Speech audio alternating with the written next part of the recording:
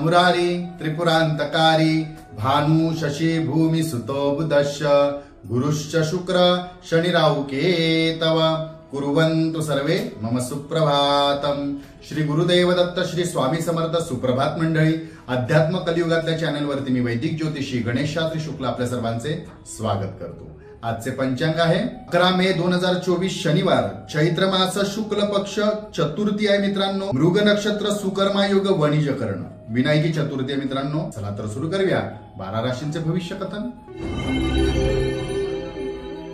मेष राशी, आज आपल्याला उच्च रक्तदाब किंवा रक्तदाबासंबंधित एखादा त्रास आधी होता तर उद्भवू शकतो, तर आपण शक्यतो आरोग्याची काळजी घ्या, लांबचे प्रवास टाळा।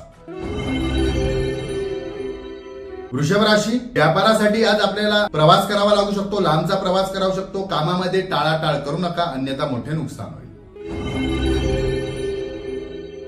मिथुन राशी, आज आपल्याला स्वतःसाठी धन खर्च करावा लागू शकतो। समोरील व्यक्ती आपल्याला कदाचित स्वार्थी सुद्धा समजतील, परंतु कर्तव्याला जागा आणि कर्तव्यानुसारच वागा। कर्क राशी, ज्या गोष्टी सतत मनाविरुद्ध आपल्या घडत होत्या त्याचे कारण आज आपल्या लक्षात येईल। आपल्या चुका जर आपल्याला मान्य झाला किंवा समजल्या तर त्या सुधारण्याचा प्रयत्न करा।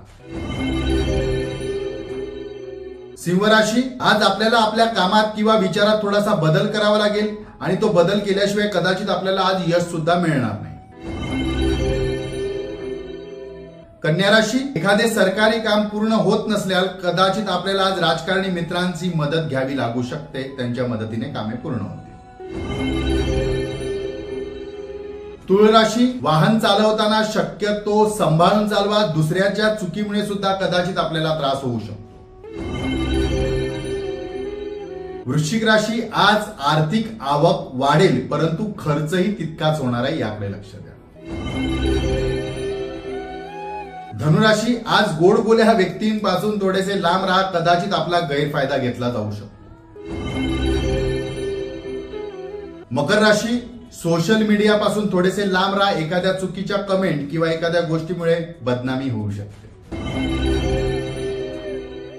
कुंभ राशी, कर्ज घेणे अथवा देणे या गोष्टी काळजीपूर्वक लक्षपूर्वक व्यवहार करा, अन्यथा मोठे नुकसान होऊ शकते। लवकरात लवकर एखाद्याचे घेतलेले कर्ज फेडण्याचा प्रयत्न करा।